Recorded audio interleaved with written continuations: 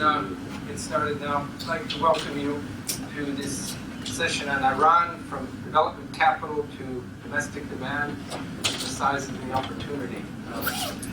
My name is Scott Mantel. I'm a partner with the law firm Berwin Lake Paisner, based in the Middle East. I've, for more than 20 years, done emerging markets hotel work.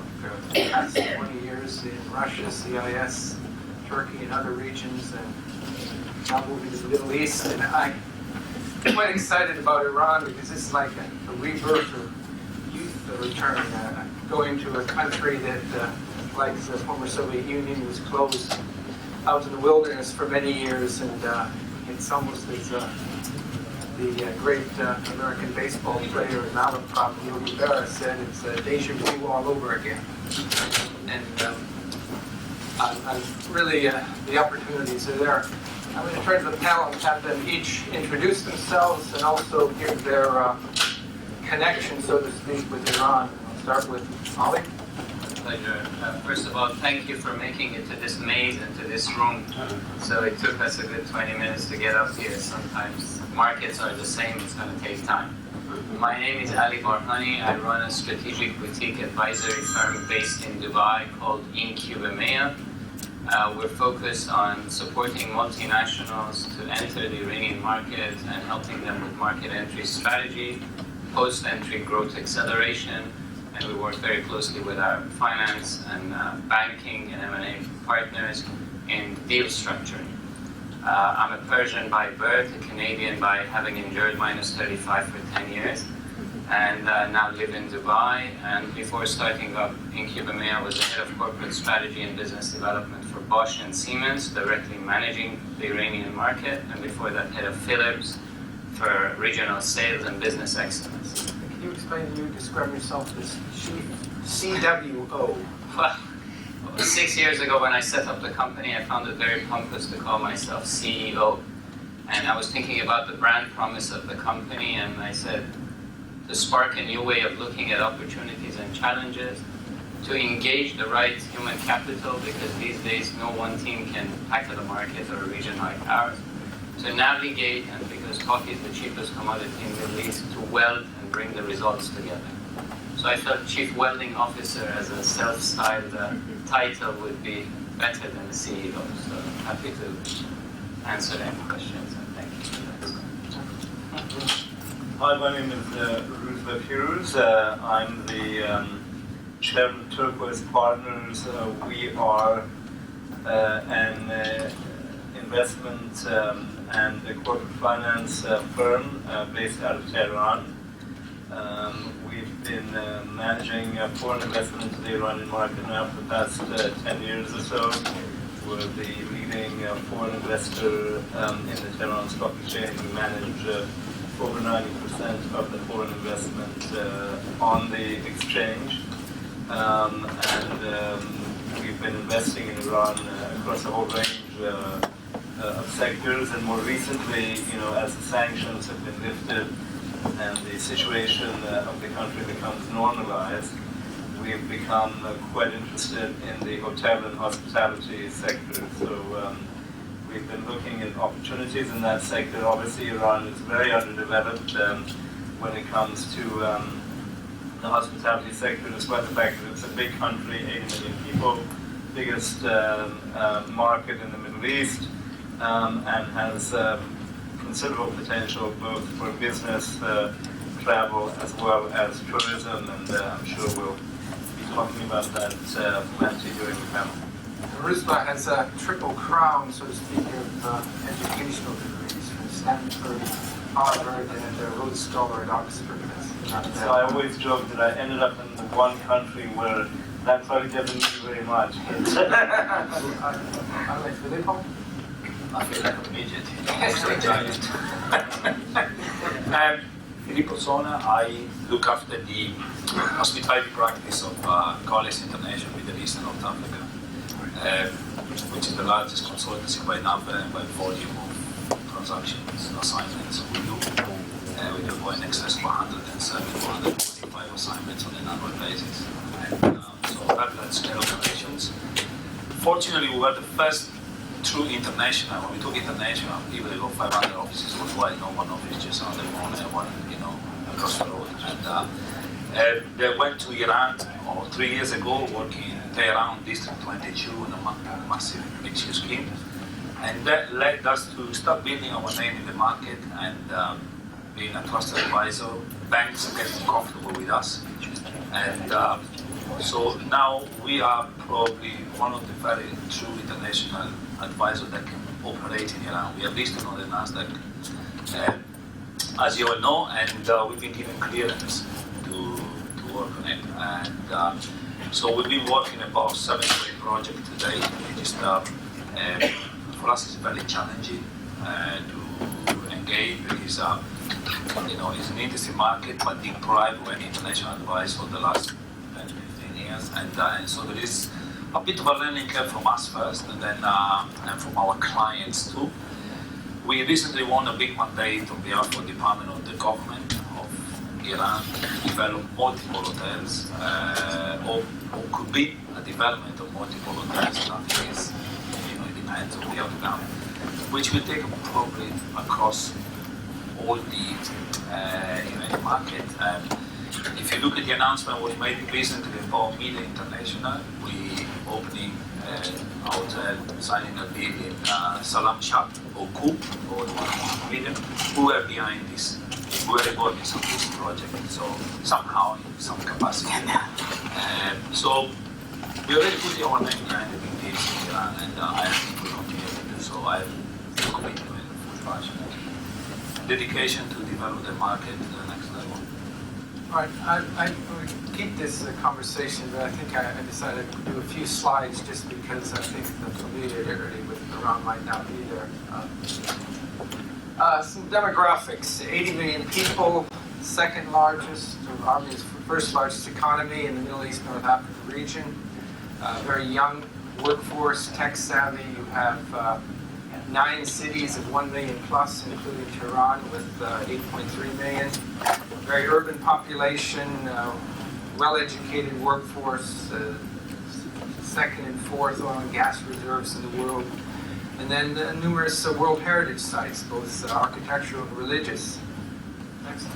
As you know, the country's been under sanctions for a number of years. They were US, EU, and UN sanctions, which was not only military and nuclear arms, but no sale or purchase of oil and gas from Iran. And the main fundamental sanction, which really crippled the economy, was its removal from the international SWIFT banking transfer system. And that effectively crippled any type of international business for Iranian businesses. Next one. With the implementation day on 16th of January, the UN and EU sanctions have been lifted, so Iran is able to trade in oil and gas, banking, insurance. 100 billion of Iranian assets were frozen abroad, were released, so that gives a great deal of capital for investment. U.S. sanctions, secondary sanctions, which were those that applied to European and non-U.S. companies, have been lifted, but the fact remains that for most U.S. companies today, they still are prohibited from trading with Iran. And for European companies, there still remains some sanctions. You need to be vigilant because if you're trading with companies that are connected with the military, the Revolutionary Guard, who have extensive business interests, and if your European company has some U.S. nexus. So there's a halo that still applies with these U.S. sanctions, which will give some hesitance from banks and insurers from working with you, irrespective even if you're a European company. Real quick here, because we'll talk about this, the hospitality sector already is a shortage of supply and quality. If you go there, you'll probably stay in the old Hilton, Hyatt, or Sheraton, whose sign came down in 1979, and nothing's been done since. Expected large growth in visitors, both corporate demand, but religious and other tourism.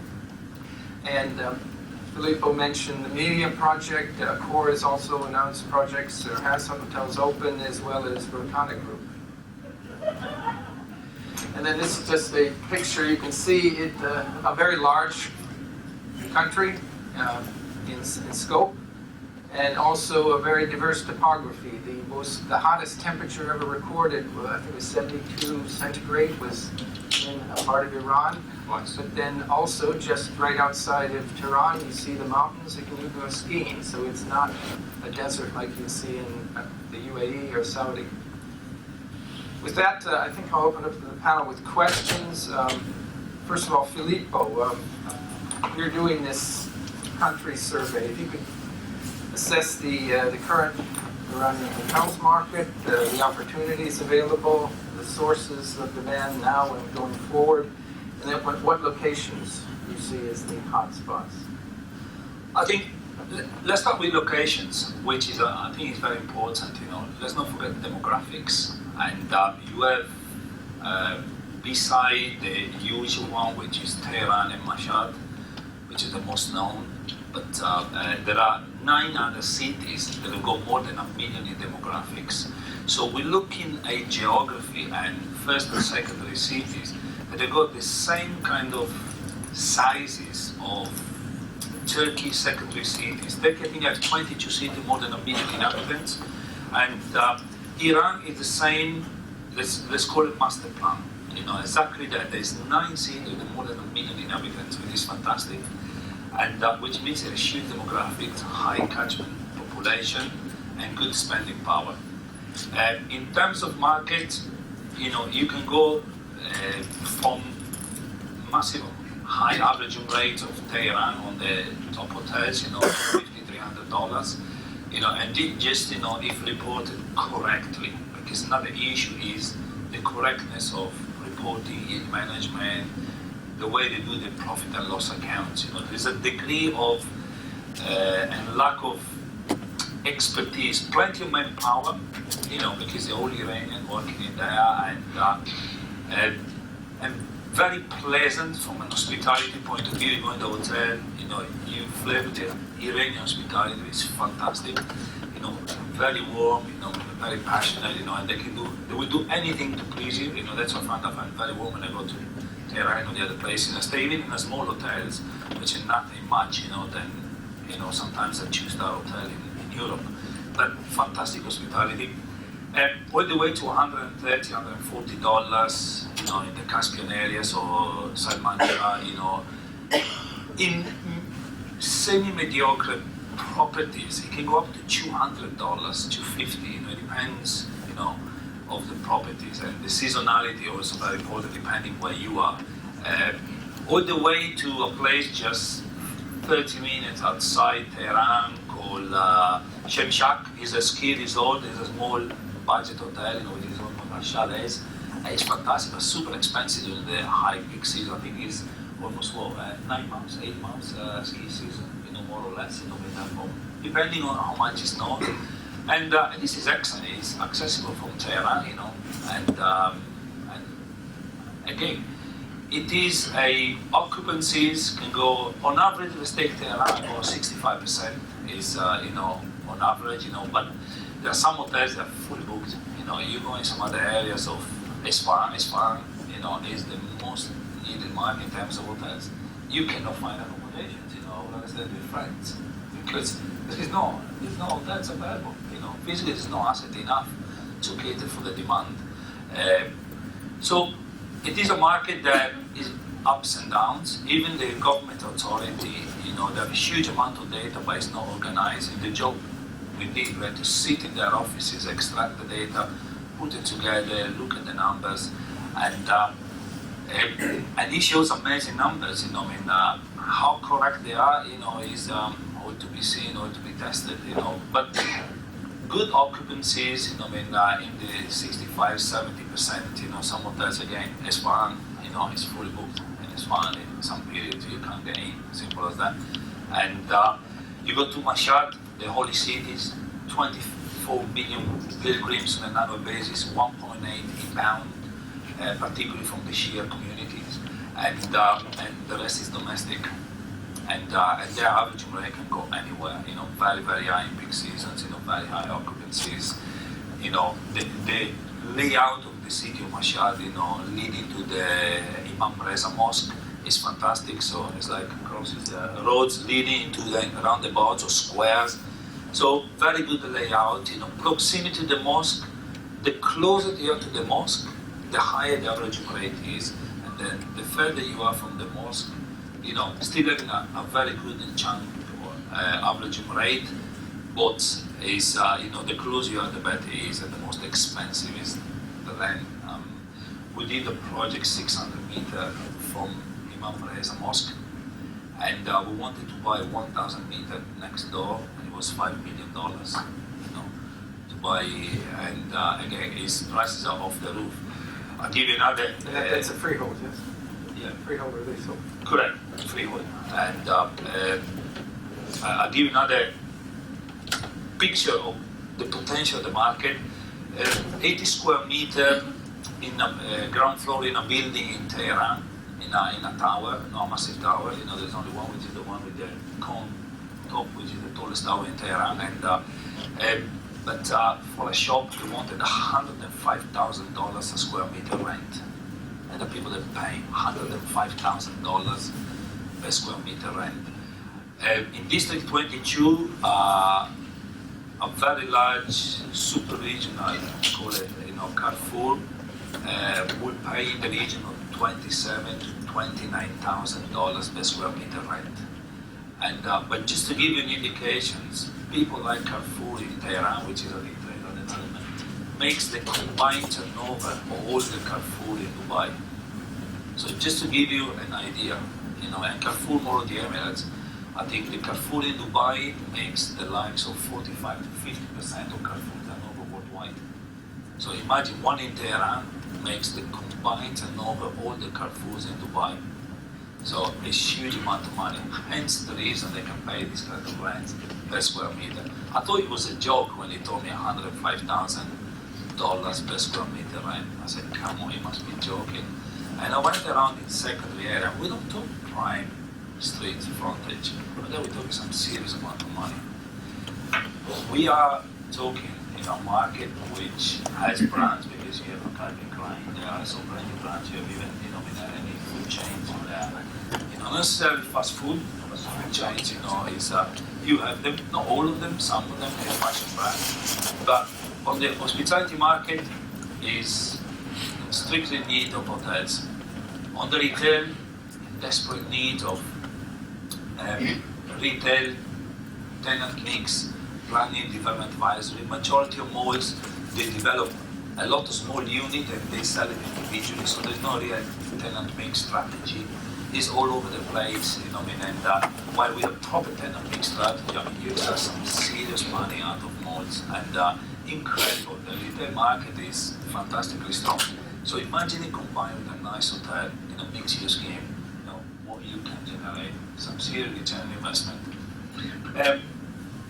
Having said that, I think demand is all over, depending on where you are, but the Europeans, if you take away the corporate market, and we talk slightly more independent leisure, the Caspian Sea, which is more the leisure-driven destinations, or Kish Island, is, we have a lot of GCC Europeans, a lot of French, German, Italians, British. This is the kind of nationalities, and it's very good. And there is a corporate market that is primarily leading to Tehran, religious market in Mashhad. Then we have also Isfahan and Shiraz at the very good side for the markets. So it's a mixed bag, depending on where you're going, depending on the purpose, But in general, the market is corporate. It's a corporate-driven market with religion in Mashhad, Caspian Sea, Isfahan, and Shiraz being with some degrees of independent leisure. Again, leisure in the form of having a good time, if you want to put it that way, not probably structured leisure. Kish Island also very, very interesting. 45 minutes flying from Dubai. It used to be what we call it tax-free jurisdiction. Free zone. Yeah, free trade, free zone. Which is where most of the transactions are taking place. Particularly Chinese company during the heavy sanction moment, the tensions and the pressures from the various stakeholders in this political scene. And but To conclude, I want to say one thing, and this is very important. Although the market is in huge need for hotels, a note of caution, towards operators and developers. 5-star hotels works only in certain destinations. Okay, despite this 90 million people, not all 90 million people have disposable cash to pay for average rate or 5-star hotel. So I think Tehran, Mashhad, for the time being, in my personal opinion, it is. And some area of the Caspian Sea resorts, but this would be the area where I would put a 5-star hotel. Anywhere else, it is a good, solid mid-market, 4-star, 3-star. Exactly the business model, if I may embrace it them, they are core brought in at the airport with the Novotel and IHIF. Perfect combination, the right market segment, successful business model in terms of business, and they're successful, they don't need introduction. But this is exactly what I'm trying to say. If people go to Iran with this business model and service apartment, you come out victorious. If we start going with 5-star, everywhere, that where I think in the next 10 years we will find some challenges. I think in any emerging market, managing down expectations, bringing the star level down, that's always a wise thing. And as you said, even though disposable income may not be there, when you go into a market like this, hotels, retail, private medical, huge first mover opportunities. That I think the audience would like to know, who can participate? Can foreigners participate on their own? Foreign investment, are there restrictions? Do they need a partner to go in? Well, I guess the biggest question I would first raise is how many of you in the room with a show of hand think that Iran is a nice to have? How many of you with a show of hand think that Iran is a must have as a next market? If you could just raise your hands. The nice to have and the must haves. And how many of you have converted your boards or have a green light from your board to move into that market? Okay. And how many of you have validated your data and your insight about what you know about Iran? That is the biggest challenge, and I welcome that. So, I guess part of our audience know the answer to that question, but moving to Iran is not for faint-hearted. Having a local partner is always advised, but that doesn't mean you cannot be an independent operator. None of the first 3 movers have moved in. I call them ARM, A-R-M, Accor, Rotana, and Melia. And the ARM haven't moved on their own, they all have a partner, but it's the attention to the nuances of the details. I read Melia's press release 2 days ago, which I was brought joy to my heart by seeing another operator coming, and they said we have 4 restaurants and 6 bars. And Iran is a dry market, and I was wondering what sort of bars they're setting up. So it's the attention to the detail, and sometimes by not having the local partner, is those little details that make your journey a little bit longer. As a corporation, you can be 100% fully owned in Iran. You can set up an Iranian company, that Iranian company, based on Iranian law, will even have a title to property. So you can have a partner that's sometimes in the few years post-transition and reintegration, it would help to have that deep down inside. And you will have come across stumbling blocks. So having a local advisor, Sherpa partner is not a bad idea. The question is the quality, the integrity, and the value metrics of that partner. What's the value they bring? I mean, certainly in my work with emerging markets, the advice was if you can avoid having a partner and do it yourself and achieve your business objectives, do so. It's not prohibited legally to have 100% investment. So what are they bringing to the table? Is it contacts, cultural nuance? I think it's a combination of many things. One is they are familiar with the tempo of the bureaucracy in Iran. The bureaucracy of Iran can be mind-boggling and disorienting. At the same time, you may think that one city is fantastic, but because they are aware, they know that Asaluye will have the future investments in petrochem, and if you put up a 3-star hotel in centers that would attract automotive industry or oil and gas industry, are a better bet in total perspective of how you define your portfolio. So that market insight as to what the economic, perhaps, currents are, is something that you will not have the luxury of being on the top of it when you're operating in a new environment. So I think, Bruce, maybe you want to weave on to that in terms of the model. Yeah, you know, it's, I always say Iran is a country with enormous potential that we all know about, but you know, one of the reasons that a lot of that potential has not been realized is, besides the sanctions and the political issues, is that it is a tough environment executing. I mean, there is an element of dysfunctionality in terms of how the country works, and you know, the hotel business will run into that on a number of different levels. You know, in terms of dealing with municipalities, dealing with local governments, with the national government, and just basic things like getting things done. You know, on the construction side, in terms of getting the right employees and management in place, and so on. So I think it's one of those markets where, you know, if you have people who've been on the ground and who just have a feel for how to get things done and how to navigate, then you know, that can make your life simpler. But I think, as Ali mentioned, getting the partner right is also quite critical, because this is an economy that's been dominated by the state, or what we describe as semi-state entities, and so you know, if you partner up with those people while they bring certain things to the table, there's often a big culture gap in terms of, you know, how they operate, how they function, and how a lot of global companies work. So you know, you can run including potentially sanction elements. Potentially sanction elements. I mean, some of them, you know, have that exposure, some of them don't. But there are also other issues. You know, management tends to be unsophisticated. The management can change quite regularly. You know, you'll have people that you're dealing with one day, and 6 months later you'll be sitting across a whole different set of people, and things like that. So, you know, I think getting the right partner in place is important.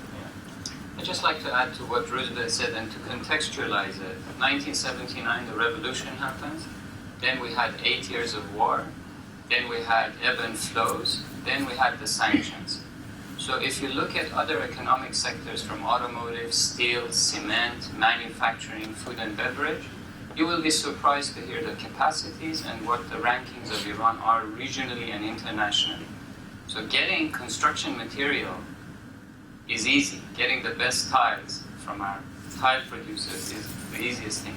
But hospitality is the one and only sector that has been frozen from 1978 till now.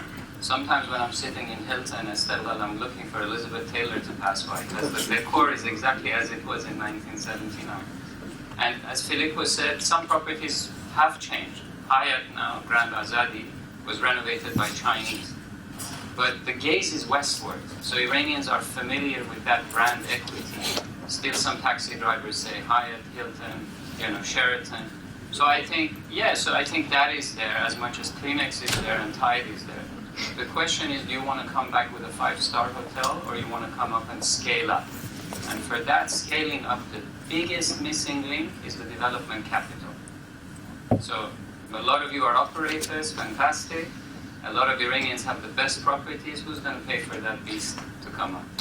That's the next point I had. But before that, I know Iran has quite good construction companies too for factories and the like. But do they have the local skills for building hotels, which involves special expertise? The construction sector in Iran is quite developed.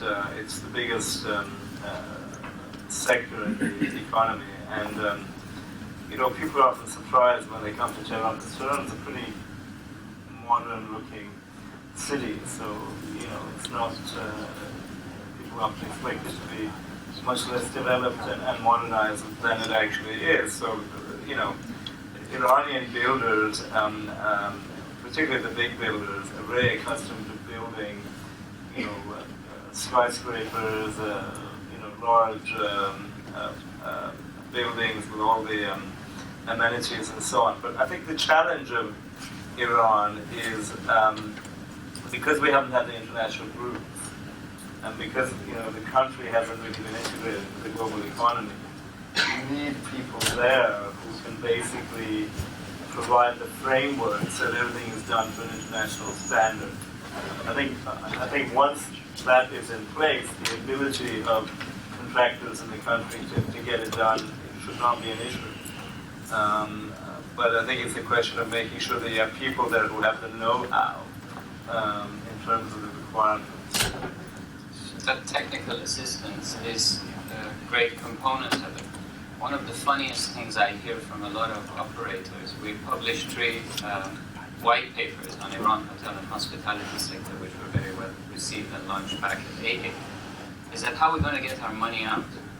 And I say, which money are you talking about? Because your closest, even if you start today, 2.5 years for converting an existing property, and 3.5, 4 years from really booking revenues. And Rusbek can elaborate on the returns of local domestic investment, but I think 19.5% right now. Roughly, yeah, risk-free, yeah. So if you're... But that's in real, in local currency. So where would you need the finance? Where is it going to come from? Iranian banks, foreign banks, non-banking sources? I think the main you know, source of capital has to be non-banking sources. Iranian banks don't really provide construction finance as such, and haven't really been doing this kind of thing. I think foreign banks possible, but most of the big global banks are still not going to move back into Iran because of the various issues to do with sanctions, US sanctions, and so on. So I think most of it will have to come in the form of, you know, investors that come into the market. I think there are possibilities of supplementing that with local investment, local capital. You have quite a number of people in Iran, as I'm sure these guys can attest to as well, who have land, but who need investment to actually build the hotel.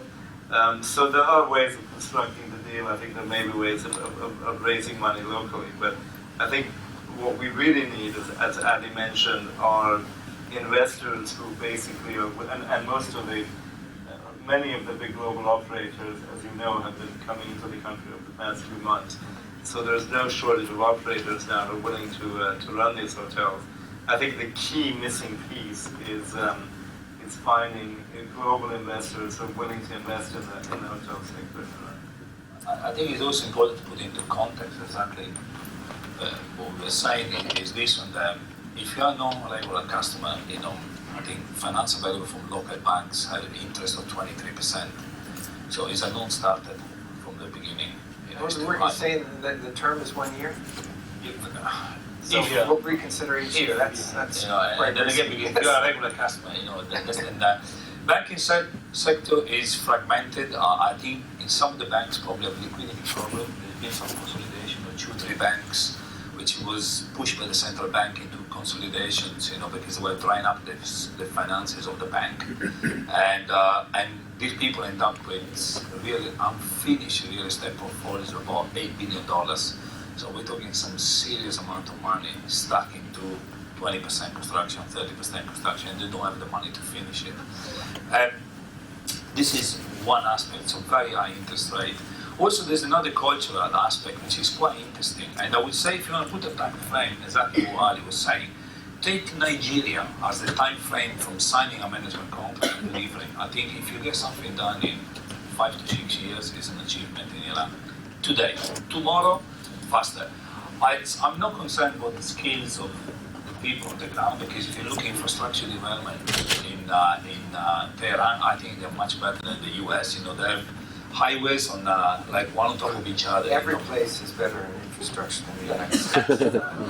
No, it's again, I'm not an expert, but I saw things in Iran, honestly, that they are super technological advances in infrastructure development. You know, the concrete, the way they are assembled together. You know, the way in a very hilly and rocky, because the base of Tehran is rocks. You know, so very difficult to construct. There's no sand. So all on the slope. You know, the majority of Tehran is not flat. You know, it's up and down. You know, so it's a kind of San Francisco type of scenario, and so very expensive to develop, very well developed. Lots of the rich Iranians do not keep the money in Iran, and this is very, very important to understand. Why? Because, you know, and this is important for you to know, because when you sit in front of somebody, you know, it's very interesting. From the way you dress, I've learned a lot. You know, for us Westerners, we probably get away. As an Italian, if he has learned how to dress from a Persian, that's fine. No, it's very important that when you go to Iran to do business, the Iranian likes, you know, and for example, I don't wear a tie, and I only lock this button, because for Iranian there is a reason behind why they don't wear ties, and you know, That's only if you meet the government guys. Yeah. And I always wear a tie in general. So it depends on who you meet. No, exactly. Absolutely. But as a general guideline from a Westerner, you know, from a European going to Iran and to business, to be safe, take off your tie. Is that if you want to zip the top button. It's respect. You know, I'm telling you, there are people that they ask me to take the tie off, the extreme ones, you know, and some others don't really bother because I'm European, I've got nothing to do. So it's important if we do it right. And it's a good advice, it's a good bonding, you know, you start making a rapport. And you know, for us, we invest also in learning about the culture. I think from another point of view, they keep the money outside. Why do they keep the money outside? Because in Iran, in the previous regime, if people from political stakeholders and the forces that drive Iran smell that you have huge amount of cash, there will be eyes on you for the next 10 years. So the billionaires and the millionaires, they keep a very low profile and they keep the money outside Iran. Hence the reason quite big of them sits in Dubai. You know, and there is a reason why, because, you know, it's very close, you know, the money is safe. So, hence the reason why also some of the banks lack of liquidity, because they don't want to put it back. Not all of them, again, it's a big country, but in general. Well, I think you share that view. I'm on the board of a bank, and I think that there's a lot of wealth in Iran. I think it would be a mistake to suggest that there isn't. I think Dubai, you know, a lot of money went to Dubai, but when the property crash and correction happened in Dubai, I think a lot of the capital flow to Dubai has decreased. You know, on the whole, there are quite a lot of Iranians who are asset rich and cash poor or liquidity poor. So as I mentioned, I think in this space there's a lot of opportunity for to partner up with people. And for example, we've been working on a hotel project, very established hotel operator in Tehran, where the guy, you know, he has the land, he has the zoning, he's built about 25 to 30% of the building. People like Accor are ready to operate it right now, but he doesn't have the money to finish it. So, you know, opportunities like that are relatively easy to identify. So this non-banking sources of finance, we're talking mainly natives, Iranians, or foreign nationals? Well, I think it can be both. I think says it could be locals. Well, local. I think it'll be easier to get money from Iranians based in Iran than Iranians outside of the country. A lot of the really wealthy Iranian expats are in the U.S. and because they're American, they can't really invest in Iran. But there's plenty of capital internally. But I think that if you can structured deals where foreign capital is coming in alongside domestic capital, because the foreign investment will give the domestic investors more confidence. The other thing that we've been doing, both as a bank and within our own group, is looking at things like, issuing bonds, raising capital from the Iranian capital markets rather than from the Iranian banking system. I think that allows your financing to be longer term. There are potentially different ways of skinning the cat. Just like to weave into what Filippo and Roosevelt painted as well. And asset-rich, liquidity poor, and cash poor is the reality of any market that would be off the grid for 10 years of, you cannot send the tuition for your son or any financial transactions. One of the results of this has been as well, the only asset class other than stock market which did fantastically well till the drop, and Roosevelt can elaborate on that, that's his realm, was real estate sector. So the real estate prices have been inflated as the only interchangeable asset class among the high net worth individuals. We have looked into this as well deep, and as far as 6 years ago, when Iran wasn't the flavor of the month. We strongly believe the solution for scaling up, for building hotels and having 20, 30, 40 hotels in 3, 4, and 5 stars in your portfolios cannot be expected to be bridged today wholly by Iranian financing, and it has to be a hybrid model from Asia Pacific, GCC, and Iran. And I think that's a subject that we've been busy with our partners, and happy to talk about that. Because if you're holding your breath for a zombie mall that is over-designed in Tehran, and is never going to see the light of the day, and by the time it finishes, half of the shops are sold to individual owners, that's not the scalable model that you want to get involved. So this idea of development capital is the most important at the crux of it. And then I think the investors' maturity levels in Iran in this sector are yet to be accelerated and upgraded, because they think the operator is the investor as well. So they expect you to come and pull up the flag and invest your money, and they say, but the land is beautiful, right? So there's a gap between the maturity levels and the enabling infrastructure around it. Yes, Iran bought 118 airplanes, but where is the source market? Where the tourists are coming? To put it into context, Mashhad, as Filippo was saying, receives 20 million domestic visitors every year. So every Persian, by graduation, goes and says hi and pays his respects as a religious visit. When he gets married, he goes and pays his homage to the shrine.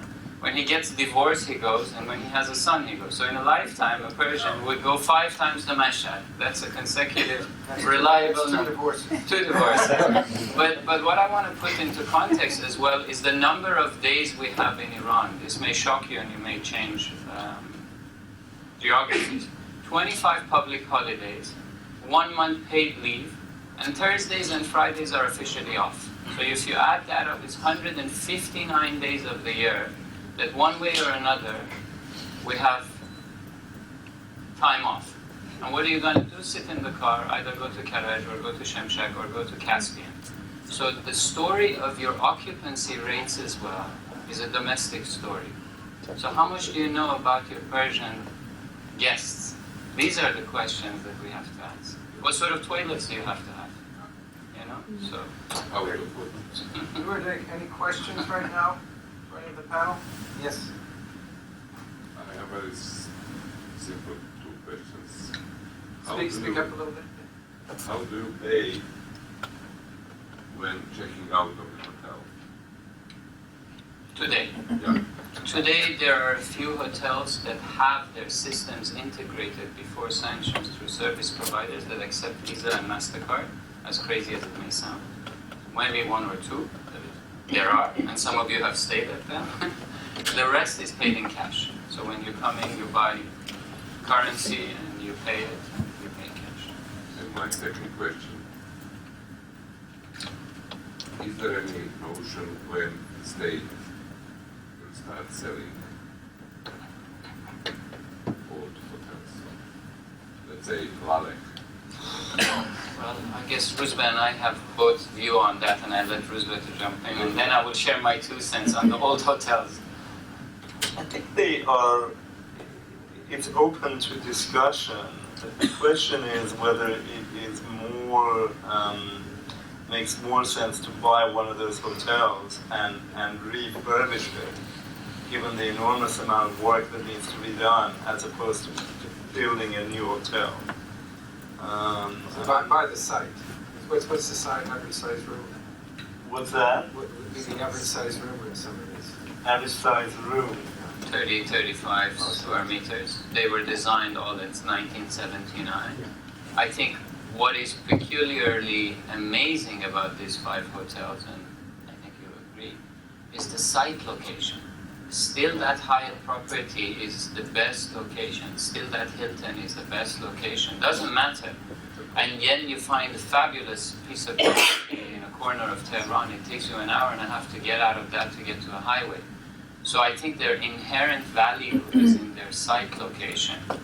The challenge with buying some of these assets is because they have been state-owned. Many times they have been an off-balance sheet piece moving between different organizations. So the due diligence and the ownership and the structure of the deal can sometimes be a bit exhausting. I mean, I've gone, after 10 years in Iran, I try not to buy things anymore from the government, because, you know, you can easily spend years and years negotiating and not getting anywhere. I think there's an element of you know, dysfunctionality in the decision making, which is enormously frustrating. You know, all sorts of, you know, they can be very unrealistic in terms of how they do valuations, unrealistic in terms of how they structure deals. It gets very complicated from a due diligence perspective. So, in my opinion, if you can avoid that and just deal with the Iranian private sector on the whole, it's a much, you know, your life is a lot simpler. There's another thing, actually, to unlock project in Tehran, and I'm talking Tehran because I think Tehran and Mashhad probably is a business model that can work, and lots of the projects I'm seeing, they are standalone bread and butter hotels, and I think the missing point here and the trick is this one. They have a very strong residential market, super strong. If you look at typical tower of apartments, they are quite large apartments, you know, and in the best towers, you know, and they tend to be large anyway. Up 600-700 square meters, you know. Some of them indoor swimming pool in the lounge. Why? Because it's an indoor life in Tehran, you know. I mean, if you look at the culture and the way you're conducting life, it's an indoor life. So they are used to this concept of large residences. And what sounds amazing to me, the people that design this, and you know, some international architects, they're missing the trick of the branded residences. You know, build hotel and you put branded residence on top. With the money that you sell in these residences, you pay the entire scheme. Because it's so strong. We're talking to millions of dollars for an apartment. We don't talk, you know, in 300, 400,000. You know, in a good location, again, it's not everywhere. I don't want to generalize. But let's take the good scheme. They're all good nowadays because the demand is so high. So there's something that I've not seen, and we keep recommending, please, bring branded residences in this. You sell it off in no time.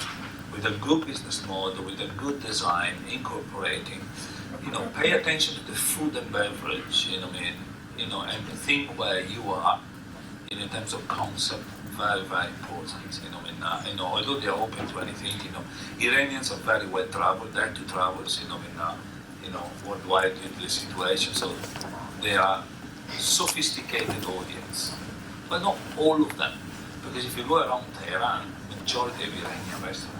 There's a lot of many other varieties. The dominant food and beverage concept is Iranian food, Persian food. And again, what I would recommend, do not go in with a Chinese restaurant. You know, if you want to be part of the mix, but don't do as big as your all-day dining. So a variety, calculated, look at your location, look at where your demand will come from. If you have an international audience, definitely, and I'm sure the local operation also is, but Iranian food and beverage concept has to be the dominant concept apart from the all day dining, in my opinion. For the time being, again, because we need to look at today, we can't look at tomorrow. If it's a conversion, if it's a new build, again, we're talking a lifespan of 5-6 years, so we don't know what's going to happen. But branded resin, in my personal opinion, it is, from a real estate design, what can unlock schemes for the time being. I think it's a very interesting idea because, the other thing which you alluded to is that we have an enormous diaspora right now. We have 3 or 4 million Iranians, maybe more, who live in Europe and North America. And many of them want a pied-à-terre in Tehran, just a place that they can go to, they may come back a few weeks a year, or once or twice a year, or send their kids back once or twice a year.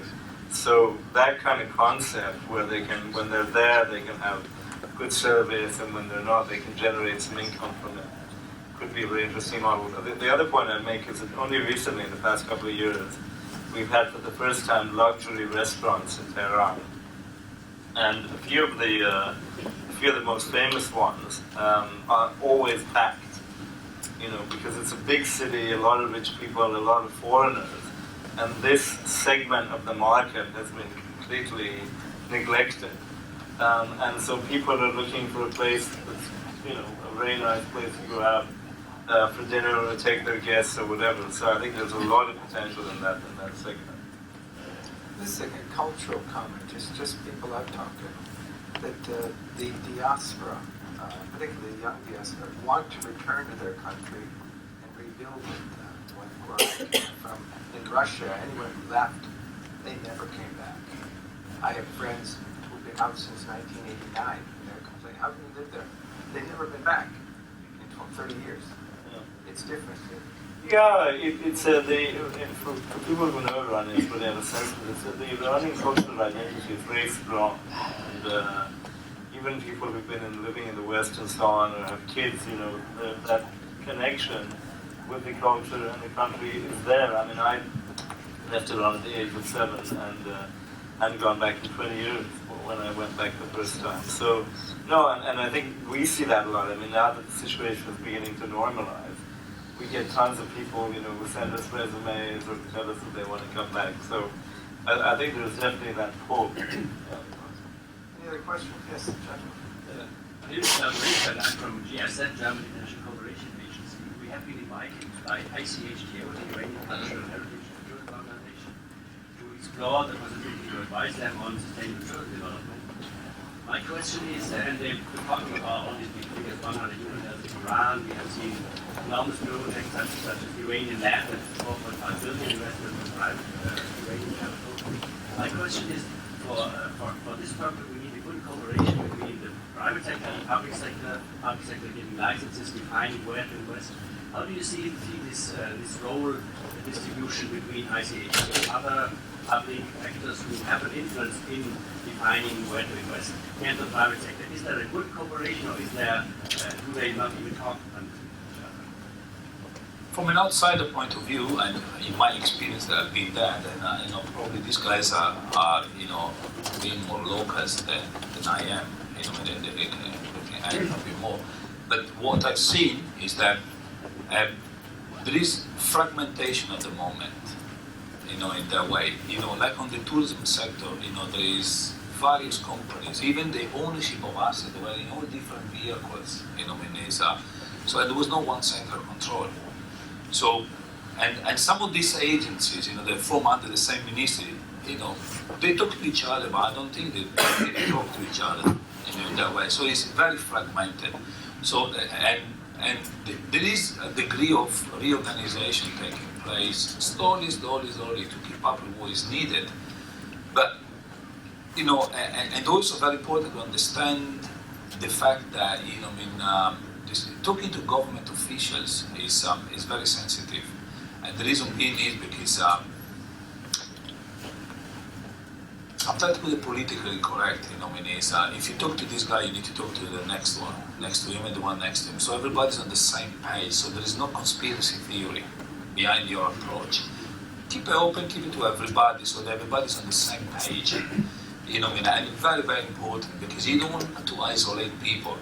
Because despite might have no direct stakeholding in what you're doing, but they need to be all aware of it, because, it is political, it is sensitive, there are different stakeholder groups and everything, but the main principle is fragmented. There's no super organization in place, but then again, they've been deprived for 10 plus years and even 20 of, again, everything. As Ali was saying, these hotels were left in 1979. When everything is put on a hold, everything is put on a hold. From an administrative point of view, the country has progressed. Again, as I said, infrastructure development is super developed and many other things. But from an organization point of view, it's difficult to be organized in the most well-developed societies worldwide. So it requires a bit more time. Certainly, there is huge commitment and willingness. That is in abundance. I think if you look at the oil industry, the integrated petroleum contract, which is the new rules of engagement for the energy sector, is taking its own time. And that is the spine of our economic structure by various ways. Albeit the fact that, in Iranian GDP, oil and gas is only 15%, to the surprise of many of you. But oil and gas is the most important. So the national travel tourism perhaps mandate is not permeated yet. And I think it is important organizations like yourself and all of your peers and colleagues to be involved in it, not to shape it in an opportunistic way, as Filippo was saying, but to add and accelerate to it. Because with your insight, with your guidance, this can be a much more smoother journey for all of us in this regard. That said, President Rouhani, I think about 2 weeks ago, specifically noted tourism as one of the pillars he really wanted to emphasize it's soft foreign policy. It is soft foreign policy, and at the same time, the ROI, if you look at it, from a country with 17 UNESCO sites, topography, 4 seasons, cultural, religious, historical, eco, medical, business tourism, and if you do the numbers and compare it to Turkey alone, it's an underdog. So the only way is up. Well, my name is Paolo Zuccala. I am responsible for an engineering company. I want just to tell my experience. We started in Iran in 2003 because we won a competition for the Italian embassy there. And since then we have established a branch. And we have the Azadi Hotel was mentioned. It was in reality constructed by Chinese, but the result is not bad. Thanks to the fact that we have been appointed by PRCO, that was the government company owning the hotel, to provide construction management there for 3 years. And since then we have continued. We have established a branch. We have local staff, Iranian, of course, bilingual, and we are working now with many hotel chains that are interested in getting. This isn't approval. Fellow back there. Yeah, thank you. That's good. I have a question to Ali. Please, I have a question. I can hear you. Okay. Do you know what is the approach of the Iranian banks? They're ready to take a risk for the hotel investments at all, even the money will come from abroad. I think there is an element, and I'm sure Ruzba has much more to add to that, but there is an element that they will posture and they will change. In Iran, everything, the first one is a game changer. So Majid al-Futtaim came and set up Carrefour. Now the fabric of Iranian retail outlets is changing. So the baqalas and the little supermarkets are now congregating and putting together and trying to be a little bit more catching up. That is the same in industry across the board. So the moment that a private bank starts putting its money or partially financing 25% of a hotel project, everybody else will start being more curious. The question is, if the bank is coming as well, do you want to receive on those types of interest rates any financing from the banks to begin with? And should it be totally a private capital? I think it's going to be a PPP at a later stage. I think it would be a Persian GA in the earlier stage, which is Persian, the Gulf, and Asian capital, but on the private side. But I think the PPP will come a bit later. Scott, if I may add, and building upon what our Italian friend said in here, what the Chinese have been doing in Iran is building quite a lot in there. And we know, with a mixed feeling now from some of the Iranian private sector about Chinese. But what they've opened up actually is quite an interesting point, which in my opinion, besides traditional commercial bank financing, is export finance. I think the Chinese have opened up a chapter of export finance, which in my personal opinion would be the fastest and the biggest funding method for hotels and real estate asset class in Iran. Because the Chinese have done it via China State Corporation, Sino-Hydro, China Railways, which are all state-owned companies with big balance sheets and funded through the traditional export finance business model. And I think that would be very interesting, the like of France, UK, Germany, all those contractors that have got presence in there can apply this business model. And it's very understood, particularly from government, from the public sector. So the Chinese might have done some good and some, put some pressure and some dissatisfaction, but they've opened up an interesting subject, which is export finance. Yeah, I think that's an excellent point. I think it would be easier to get money from the Western, particularly European export finance agencies than from banks. And a number of them, the Italian one, for example, SACE, the German one, the UK export finance, and so on, are very, very keen on providing capital for projects in Iran. Of course, Iran has a lot of infrastructure requirements like building the airports and so on and so forth. So I think if there's a way to link that to hotel development, that's definitely, there's a lot of potential there. Good. Time for one more question. Going back. Yes. My name is Murad Baga, and I'm with Parswest. We are looking at taking investments primarily from Europe and eventually US to Iran to invest in the hotel sector. I would like to ask Bruce Behan, at least specifically as fellow Iranians, what their take is about political change. We talked about political change yesterday in the US, the impact it could have, what your thoughts are, and the impact there. I try to avoid talking about politics, you both said, "Oh, we're not qualified in this." But last Friday's elections were well, I think what you saw in the elections last Friday and in the presidential election we had in Iran, which brought President Rouhani to office, is that this is the direction that the Iranian people want to move in. And I think that is very, very powerful. Iran is a very young country, as we saw. And if you travel around the Middle East, I think you simply cannot deny the fact that at the social level, it's probably the most modern and liberal society in the Middle East. And the Iranian people and young people are coming into the electorate, young people are making themselves heard. And Iranian society, as President Rouhani mentioned the other day, are very, very keen on reintegrating themselves into the world. And on having a country that is interacting with the world, that is open to the world, that is part of the world.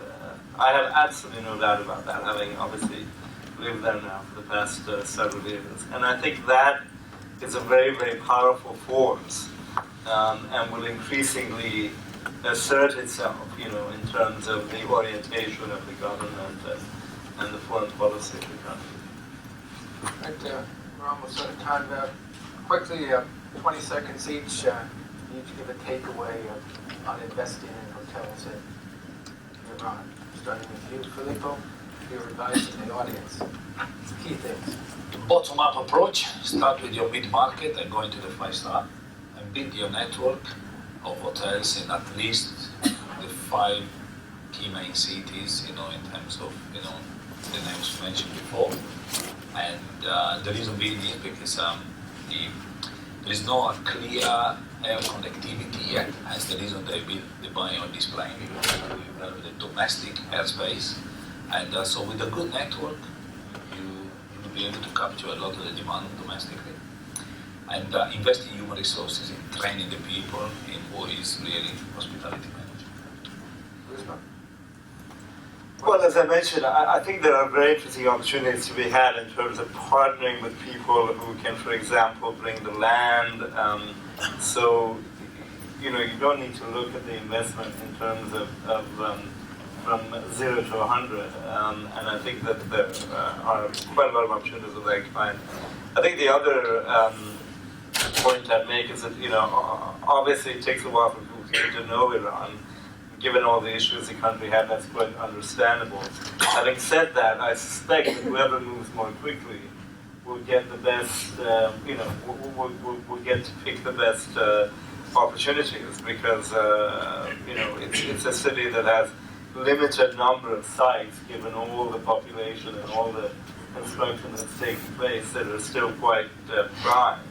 And my understanding is that, when countries do open up the first hotels that, our global standards tend to do very well. So I think, if people can get their act together quickly, then the opportunities are there to be had. And it's a very easy country to come to visit. I mean, for anybody who hasn't been to Iran, it's only a 4.5-hour flight from Frankfurt. Most Europeans can get a visa at the airport, so I'd encourage people to come and get a feel for it. Okay. I think start from, Filippo talked about the bottom, I start talking about the top. Convert your boards, try to get one of your board members to the market, or somebody as your senior vice president of development, or a colleague that is managing that market. Seeing is believing. When they see it, you have an internal ambassador at that level who pushes for you. Number one. Number two, you care about Wall Street Journal's headlines because you're a public company, fabulous. So does Siemens, so does Unilever, so does many other multinationals who are manufacturing and operating. So how are they doing it compliant? There are ways to do it. Number three, work on your development capital.